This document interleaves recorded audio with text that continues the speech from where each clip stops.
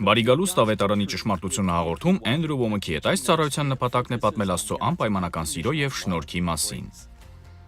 Մենք ունենք ավելի լավ ուխտ, ավելի լավ պայմաններով եւ ունենք ավելի լավ փոխհարաբերություն Աստծո հետ։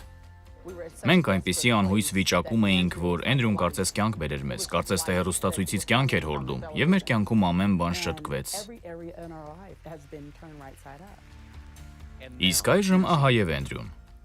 Բարի գալուստ ավետարանի ճշմարտության շորեքշաբթի օրվա թողարկում։ Երկրորդ շաբաթն է ինձ սովորեցնում եմ հավատքի եւ շնորհքի հավասարակշռության մասին։ Սա մի զորավոր ուսուցում է, որը կյանքս փոխել է։ Ահա եւ գիրքը, որն իմ առաջին գիրքն է եղել, թեպետ այնքան էլ վստահ չեմ, ես բազմիցս նշել եմ, որ սա գրածս առաջին գիրքն է, բայց կարծում եմ առաջիններից մեկն է։ Այն մոտ 20 տարի առաջ է լույս տեսել եւ հիմա ձեզ է առաջարկվում ուսուցողական ձեռնարկի, DVD եւ CD սկավառակների հետ միասին, որոնք իսկապես մեծ օրհնություն կլինեն ձեզ համար։ Ես բավականաչափ արդեն խոսել եմ թեմայի շուրջ, բայց ժամանակի սղության պատճառով կհիշեցնեմ ձեզ վերջին կարդացածս տեղը, որը Եբրայեցիների 4-րդ գլուխն է։ Մնում է մի հանգստանալ Աստծո ժողովրդի համար։ Սա իհարկե չի նշանակում պառկել ու ոչինչ չանել։ Իրականում Եբրայեցիս 4:11-ում գրված է ջանանք այն հանգստի մեջ մտնելու։ Սա խոսում է ավարտի մասին։ Սրանով մարդ պետք է հասկանա, որ Աստված իր ամեն կարիքի մասին արդեն հոգ է տարել, եւ իրեն մնում է զուտ հանգստանալ։ Մարդ պետք է հավատա այս բանին, ոչ թե փորձի իր գործերով Աստծուն համոզել, որ վերջինս գործի իր կյանքում։ Հասկացեք, որ Աստված իր շնորհքով ամեն կարիքի մասին արդեն հոգացել է, եւ պարզապես մտեք այդ հանգստի մեջ։ Ջանք ու եռանդ է պահանջվում այդ հանգստի մեջ մտնելու համար, որտեղ դու չես փորձի քո գործերով Աստծուն համոզել, որ շարժվի կյանքումդ։ Հասկացեք, որ Աստված իր շնորհքով ամեն կարիքի մասին արդեն հոգացել է, եւ պարզապես մտեք այդ հանգստի մեջ։ Ջանք ու եռանդ է պահանջվում այդ հանգստի մեջ մտնելու համար, որտեղ դու չես փորձի գործերով Աստծուն համոզել, որ շարժվի քո կյանքում։ Ես քեզ պետք է մոտիվացնեմ, ես պետք է այս կամ այն կերպ պետք է համոզեմ, որ մի բան անես։ Ոչ, Աստված արդեն իսկ շարժվել է, քեզ պետք է լոկ հանգստանալ։ Հետո մենք սկսեցինք խոսել ծննդոց առաջին գլխից, որտեղ Ադամը միանգամից Աստծո հանգստի մեջ է մտնում։ Քանի որ մինչ նրա ստեղծվելը Աստված արդեն հաշվարկել ու հոգացել էր այն ամենի մասին, ինչի կարիքը Ադամը կարող էր երբևէ ունենալ։ Նա կարիք չուներ ասելու՝ Տեր, ես շնչելու կարիք ունեմ, օդ ստեղծիր, ուտելու կարիք ունեմ, սնունդ ստեղծիր, կամ ծարավ եմ, ջուր ստեղծիր, ոչ։ Այլ Աստված այս ամենն արդեն արարել էր հաշվի առնելով նրա բոլոր կարիքները։ Ադամին մնում էր միայն ձեռքը մեկնել, վերցնել այդ ամենը եւ գոհանալ։ Սա հիանալի պատկեր է, թե ինչպես են հավատքն ու շնորհքը գործում։ Աստված շնորհքով արդեն ապահովել է մեր բժշկությունը, ազատագրումը, ուրախությունը, խաղաղությունը, երջանկությունը։ Այն ամենը, ինչի կարիքը մենք ունենք, արդեն իսկ ապահովված է, բայց դա չի նշանակում, որ այդ ամենը ինքնըստինքյան պետք է լինի։ Մենք պետք է սովորենք հավատքով այն ձեռք բերել, ըստ Հռոմեացիս 5:2-ի ընդունեցինք հավատքով այս շնորհքի մեջ մտնելը։ Այնուհետև ես մեջբերեցի Կողոսացիների 2-րդ գլխի 16 եւ 17 խոսքերը, որոնք այսօր եւս կընթերցեմ։ 16-րդ խոսքում գրված է. «Արդող մեկը չդատի ձեզ ուտելու կամ խմելու համար, կամ տոնի կամ ամսագլխի շաբաթների մասին, որոնք նոր գալու բաների ստվերներն են, բայց մարմինը Քրիստոսինն է»։ Այս խոսքերն այնքան են հակասում այսօրվա քրիստոնեական կյանքին։ Այսօրվա քրիստոնյան չի ապրում այս խոսքի համեմատ։ Այսօր կան քրիստոնյաներ, ովքեր անտեսում են աստվածաշնչյան ցուցումները եւ անում են իրենց ուզածը։ Ինչպես նաև կան այնպիսիք, ովքեր մնացել են հին ուխտում։ Եվ մինչև այսօր մարդկանց քարոզում են ապրել ըստ ծննդակարգի, օրենքների եւ տոների ու շաբաթ օրերի պահպանման։ Երկուսն էլ սխալ են։ Հին ուխտի օրենքների պահպանման մեջ նպատակ կար։ Դրանք գալու բաների ստվերն էին։ Բայց այսօր մենք արդեն իրական մարմին ունենք։ Ուստի կարիք չկա, որ գերի մնանք այդ ամենին։ Երեք շատ կարևոր բաներ ասացի շաբաթ օրվա մասին, որ դեռևս կան շատ մարդիկ, ովքեր շաբաթ օրն առանձնացնում են եւ որոշ գործեր չեն անում այդ օրը։ Գիտեք, որ ես քրիստոնյա ընտանիքում եմ մեծացել։ Մենք խստորեն չէինք պահում շաբաթ օրերը։ Բայց որոշ չափով պահում էինք այն, օրինակ գազոնը չէինք կտրտում այդ օրը, ոչ էլ կիրակի օրը, որն ընդհանրապես շաբաթ չէր։ Սա էլ ասեմ, հետո կշարունակենք։ Իմ կարծիքով նոր ուխտի եկեղեցու հավաքվելու օրը Կիրակիով փոխարինելու պատճառներից մեկը Քրիստոսի հարությունն էր, քանի որ նա Կիրակի օրը հարություն առավ։ Կիրակին շաբաթվա առաջին օրն է, ոչ թե վերջին։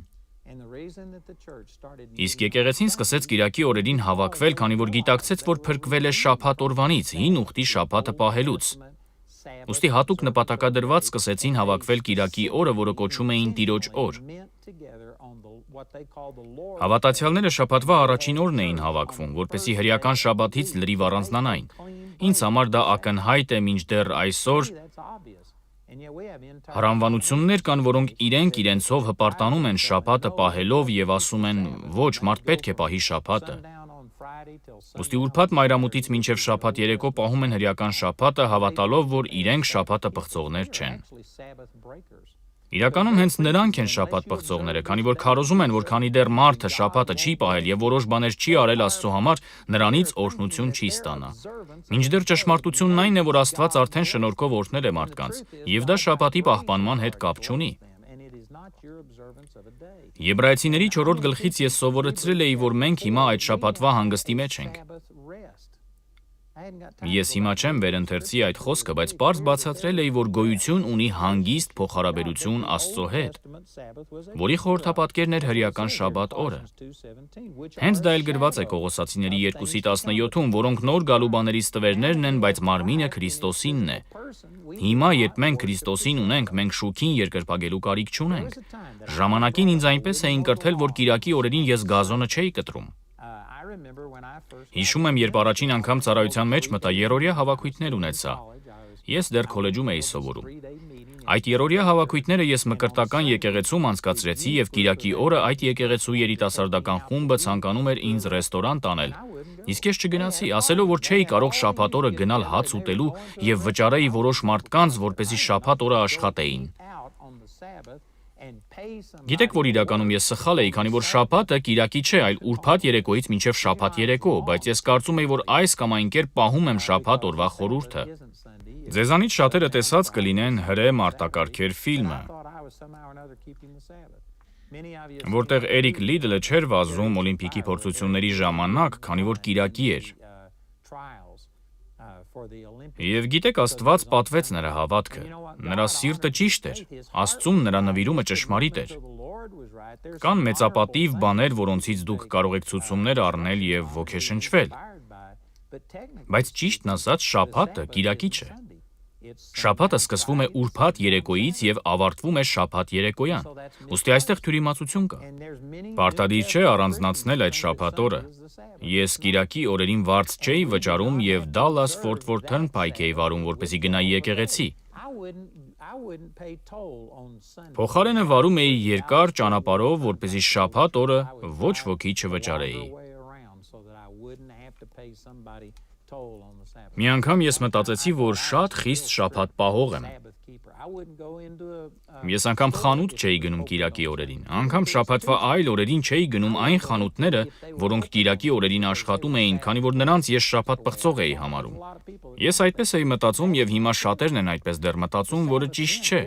Շաբաթը Կիրակի չէ, նոր կտակարանում շաբաթը մեկ օրով չի սահմանափակվում, որը պարտադիր պետք է պահել։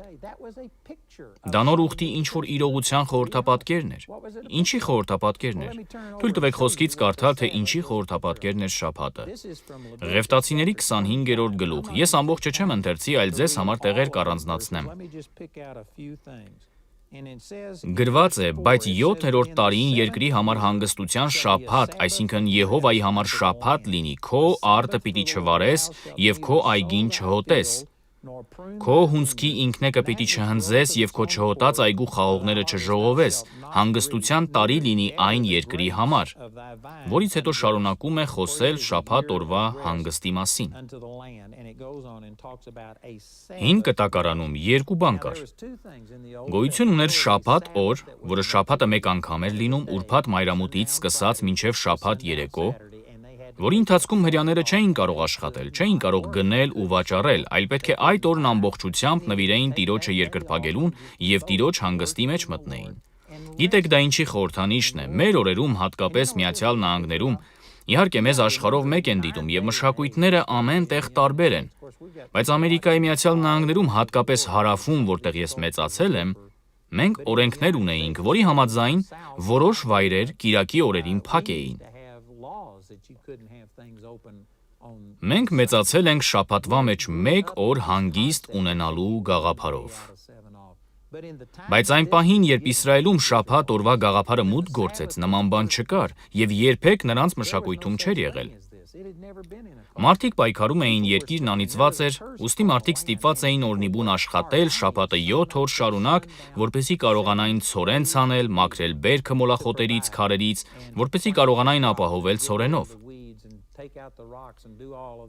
Նրանք դա անդադար անում էին, գիշեր-ցերեկ աշխատելով, որպեսզի ապրուստ հայթայթեին։ Այնուհետև Աստծո ժողովուրդը դուրս է գալիս Եգիպտոսից եւ Աստված նրանց պատվիրում է մեկ օր առանձնացնել շաբաթվա մեջ եւ Տիրոջը երկրպագել։ Գիտեք, որ այդ ժամանակ դա շատ կարեւոր էր։ Ոչ ոք նման բան չէր արել նախկինում։ Նրանք ոչ թե շաբաթական 40 ժամ էին աշխատում, այլ գիշեր-ցերեկ ամեն օր էին աշխատում։ Ուստի հրեաների համար կարևոր էր շաբաթվա մեջ մեկ ազատ օր ունենալ։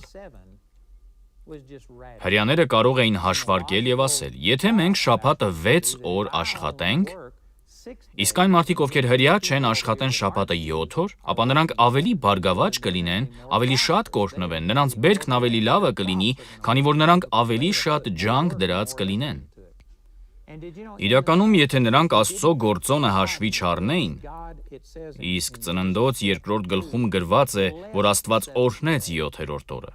հատուկ օրհնություն կար այդ 7-րդ օրվա վրա, ուստի եթե Աստծո գործոնը չլիներ, ապա բնական է, որ եթե մեկ օր քիչ աշխատեին,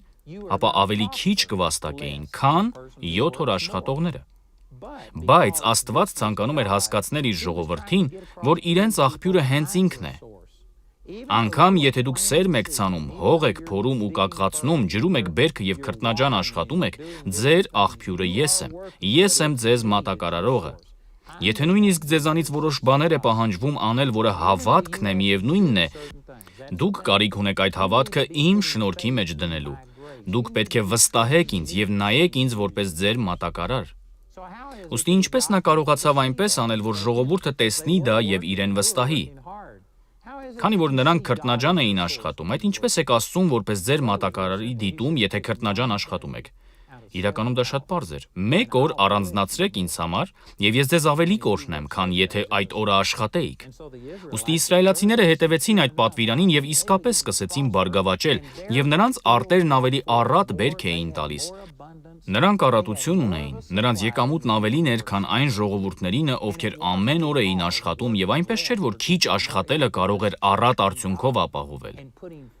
Նրանք բարգավաճում էին, քանի որ Աստծուն վստահելը, հավատալը եւ նրան որպես մատակարար տեսնելը նրանց առջև Աստծո գերբնական օրհնության դռները բացել էր։ Հիմա հավատացած եմ, որ ձեզ համար եւս սա ակնհայտ է, բայց եթե որևէ մեկը բաց է թողել սա, ապա հենց այստեղ Ղևտացիների 25-րդ գլխում, որը կարդացի ձեզ համար, Աստված պատվիրում է նաև 1 տարի ընդմիջում վերցնել 7 տարվա մեջ եւ շարունակվում է. ոչ ցանեք, ոչ էլ ինքնեք բուսածը հոտեք եւ ձեր չհոտածից չժողովեք։ Նրանք դա պետք է թողնեին աղքատների համար, նրանք պետք է դա նաև թողնեին դաշտերի գազանների համար, որպեսզի գային եւ ուտեին, բայց մարդ չէր կարող հավաքել այն ամենը, ինչն ինքն իրեն աճել էր 7-րդ տարում։ Նրանք պետք է ամբողջ 7-րդ տարին հանգիստ վերցնեին։ Այդ դեպքում ինչպես պետք է ապրեին։ Բոլոր նրանց համար, ովքեր բաց են թողել այս պահը, կրկնեմ, որ իսրայելացիներն աշխատում էին շաբաթը 6 օր։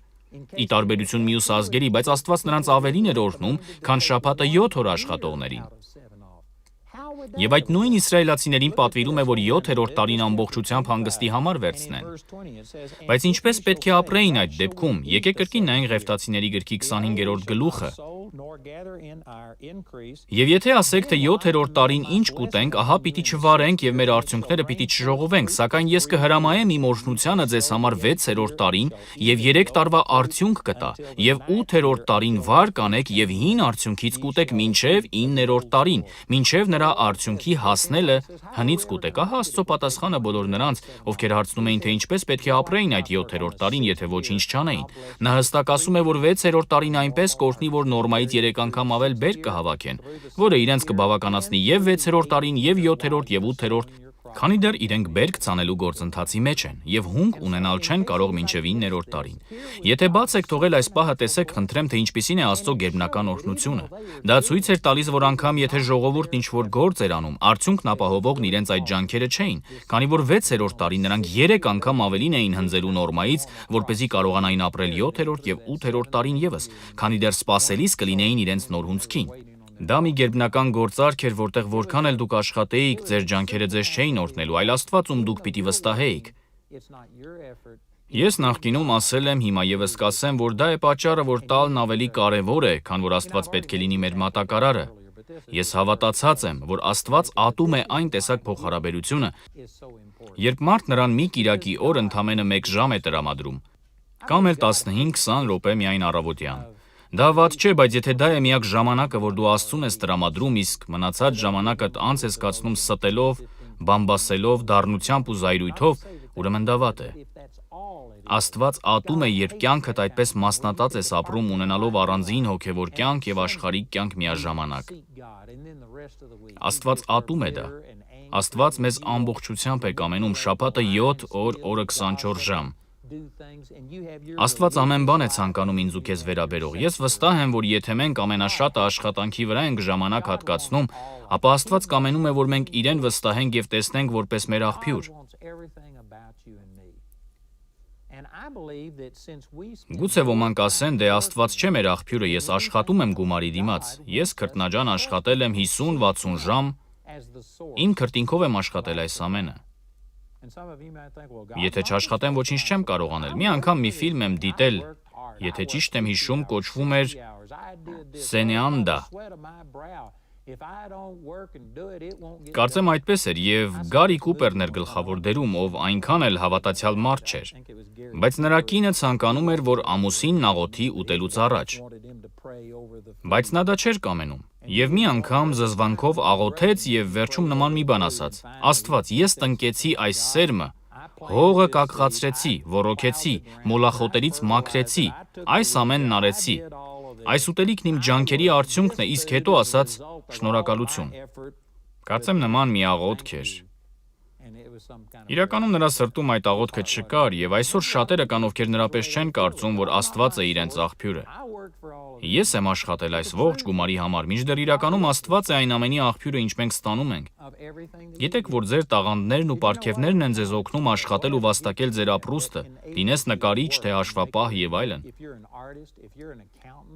Գիտեք, որ կան մարդիկ, ովքեր յուրահատուկ տաղանդ ունեն, ուղղակի նայում են թվերին եւ հաշվարկ անում։ Գուցե դու շինարարական տաղանդ ունես եւ դա օգտագործում ես ապրուստ վաստակելու համար։ Դու կարող ես զարգացնել այն տաղանդները, որոնք Աստված քո մեջ դրել է, բայց դու չես կարող զարգացնել այնպիսի տաղանդներ, որոնք Աստված քո մեջ չի դրել։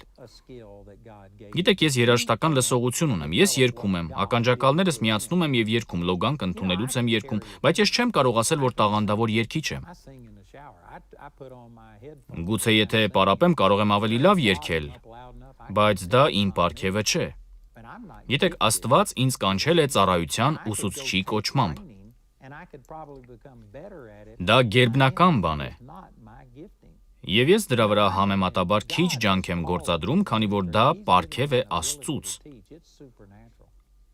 Ես կարող եմ զարգացնել այդ պարգևը, եւ եթե համեմատեմ, ապա հիմա ավելի լավ եմ զարգացել, քան 47 տարի առաջ էի, երբ նոր էի սկսել ծառայել։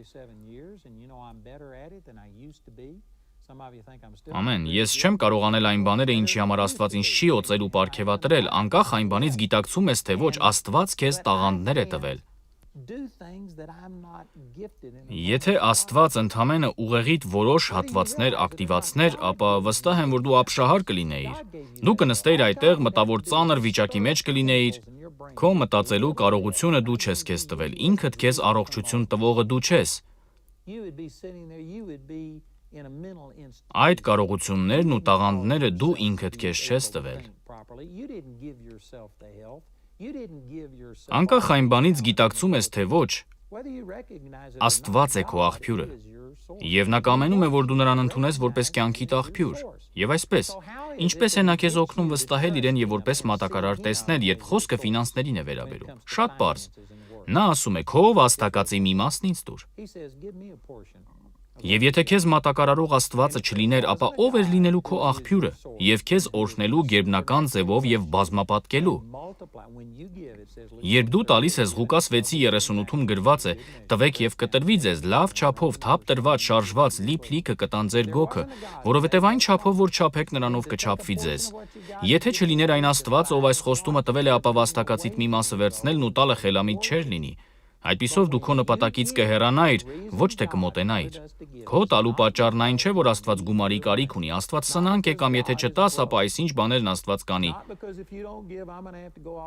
Ոչ, այլ Աստված քեզ պատվիրում է տալ քո իսկ լավի համար, որպեսզի դու նրան վստահես եւ ասես. «Հայր, ես քեզ վստահում եմ եւ ես ոչ միայն բառերով եմ դա ասում, այլ նաեւ ապացուցում եմ։ Ես իմ եկամուտի 10 կամ 20%-ը որոշակի չափով տալիս եմ քեզ, եւ եթե տալիս եմ, ապա նշանակում է, որ վստահում եմ քեզ եւ հավատում եմ խոստմանդ, այլապես չէի տա։ Դու ես իմ աղբյուրը, ուստի ես բարգավաճում եմ ակնկալում։ Անձամբ ես կարող եմ վկայել, որ միլիոնավոր մարդիկ կան, ովքեր տվել ու բարգավաճել են։ Երբ տալիս ես, իրականում ավելին ես ունենում, քան եթե ամբողջը քեզ պահեիր, քանի որ Աստված քեզ գերբնականորեն օրհնում է։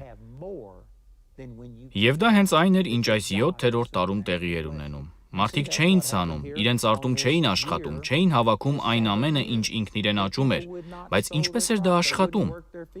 Ինչպես էին ապրելու։ Աստված իրենց 6-րդ տարում եռակի էր օրհնելու նորմայից, որպեսզի կարողանային ապրել մինչև 9-րդ տարին, եւ դրա պատճառն այն էր, որ նրանք Աստծուն տեսնում էին որպես իրենց աղբյուր։ Ահա թե ինչու Աստված շաբաթի խորհուրդը տվեց, որպեսզի ցույց տա, որ ինքն է ամեն բանի աղբյուրը։ Անգամ եթե աշխատում ես, հոտերդ ես արածեցնում կամ այգիդ մշակում, միևնույնն է, քո աղբյուրը ես եմ, եւ դա ապացուցելու համար ցանկանում եմ, որ շաբաթվա մեջ 7-րդ օրը հանգիստ վերցնես։ Դա ապացուցելու համար կամենում եմ, որ 7-րդ տարին ընդհանրապես չաշխատես, եւ ես քեզ կօրհնեմ։ Ուստի շաբաթվա խորհուրդը Տիրոջը վստահելու եւ նրա մեջ հանգստանալու մասին էր։ Անգամ եթե որոշակի բաներ ես անում, քո հավատքը քո աշխատանքի մեջ չէ, քո հավատքն իրականում Աստծո մեջ է։ Դա Աստծո Իսրայելի հետ ունեցած ուխտի մեջ էր, որն ապացուցելու համար նրանք մեկ օր չէին աշխատում։ Ահա թե ինչ էր շաբաթը։ Նոր ուխտի մեջ մենք շաբաթվա հանգիստն ունենք, որը կոնկրետ մեկ օրվա պահպանման մասին չէ, այլ Հիսուսի կատարածի մեջ հանգստանալու մասին է, որտեղ դու ստիպված չես Աստծուն համոզել, որ գործի քո կյանքում։ Not you feeling like you have to do something to motivate God and make God move and perform. Հույս ունենք, որ ավետարանի ճշմարտության այսօրվա թողարկումն օրհնություն էր ձեզ համար։ Էնդրյուն եւ Ջեյմին իրենց անկեղծ երախտիկն են հայտնում Էնդրյու Ոմըքի ծառայության բոլոր գործընկերներին։ Ձեր առատաձեռն համագործակցության շնորհիվ մենք կարողանում ենք ավետարանի անհավատալիորեն բարի լուրը տարածել աշխարհով մեկ։ Թող Աստված առատապես օրհնի ձեզ ձեր հավատարմության համար։ Եթե դեռ չեք համագործակցում Էնդրյու Ոմըքի ծառայության հետ, ապա խրախուսում ենք ձեզ հենց այսօր միանալ այս մեծ հունձքին։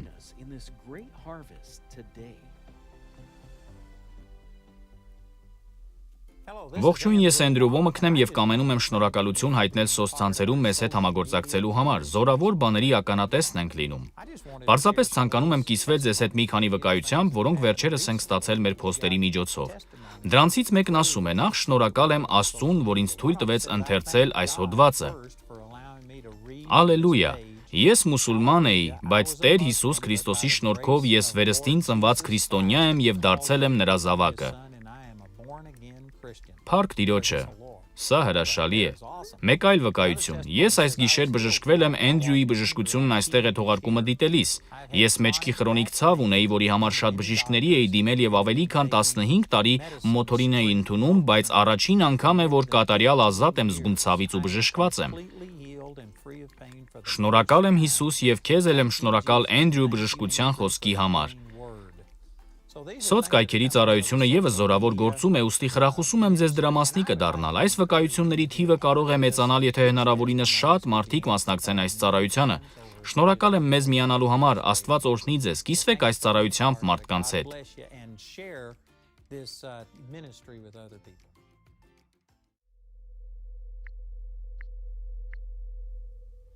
Ես ասացի. Տեր, հիմա երբ գիտեմ, թե մեզ համար ինչ ես արել, խնդրում եմ ուղարկիր մեզ ուր որ ուզում ես, մենք ցանկանում ենք գործել քեզ համար։ Ես իմ ներսում մի կրակ զգացի, որ ասում էր գնա։ Մենք ծրագիր ունեինք գնալու հեռավոր գյուղերը եւ քարոզելու, որտեղ Քրիստոսի մասին երբեք չէր խոսվել։ Մենք չգիտեինք, թե այդ ամենն ինչպես էր լինելու, մենք ուղղակի գիտեինք, որ գնում էինք։ Այդ պահին թվում էր, թե դա մեծ քայլ է։ Մենք ուղղակի մեծ հավատք ունեինք, որ Աստված հոգ կտանի այդ մասին եւ կապահովի ամեն բան։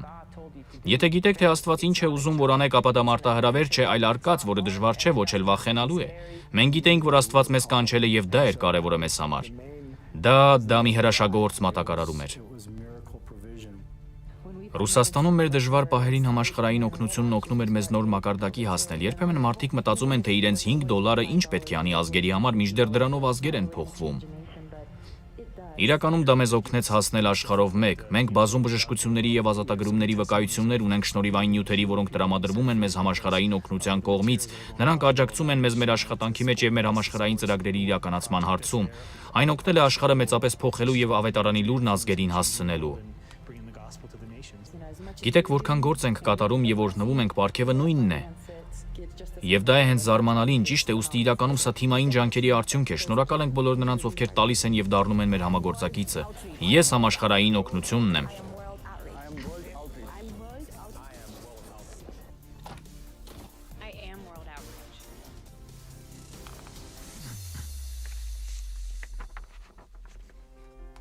Շնորհակալություն, որ դիտում եք ավետարանի ճշմարտությունը Էնդրյու Ոմաքի հետ։ Համոզված ենք, որ դուք օրհնված եք ձեր լսած ուսմունքով։ Դուք կարող եք այցելել մեր awmi.net կայքը օրը 24 ժամ եւ շաբաթը 7 օր։ Դուք կգտնեք ոչ միայն այսօրվա հեռարձակման նյութերը, այլև անվճար նյութեր դիտելու, լսելու եւ ներբեռնելու համար։ Դուք կարող եք դիտել ավելի քան 16 տարվա ավետարանի ճշմարտությունը հաղորդման թողարկումները, լսել ավելի քան 14 տարվա ռադիոհաղորդումները եւ անվճար ներբեռնել Էնդրյուի գրեթե բոլոր ուսմունքները, թե ձեր, թե ուրիշների համար։ Եթե ուզում եք էլ ավելի խորապես հասկանալ Աստծո խոսքը, ինչու չմտածել Էնդրյուի Խարիս աստվածաշնչյան դպրոց ընդունվելու մասին։ Բացի մեր հիմնական տարածքից Կոլորադոյում, մենք ունենք այլ դպրոցներ աշխարհի տարբեր մասերում։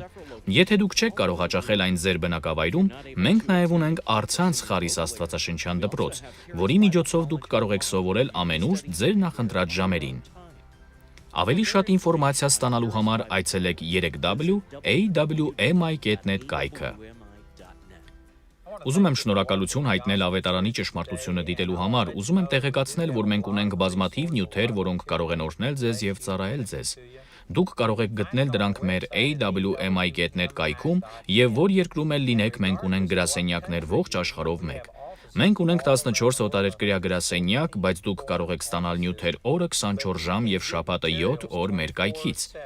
Դրանում դուք կգտնեք մեր գրասենյակների հասցեները եւ այլ տեղեկություն, որը կարող է իրական օրհնություն լինել ձեզ համար։ Հիշեք awmi.net բազմաթիվ նյութեր օրը 24 ժամ եւ շաբաթը 7 օր, այնպես որ օգտվեք դրանցից, մեր կայքն օրհնություն կլինի ձեզ համար։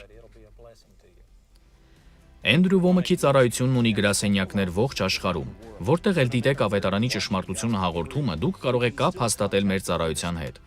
Մոտակա գրասենյակը գտնելու համար այցելեք 3w.awmi.net կայքը եւ սեղմեք կապ մեզ հետ բաժինը։ Անպայման միացեք մեզ ամեն օր նույն ալիքով դիտելու համար ավետարանի ճշմարտությունը հաղորդումը Էնդրյու Ոմաքի հետ։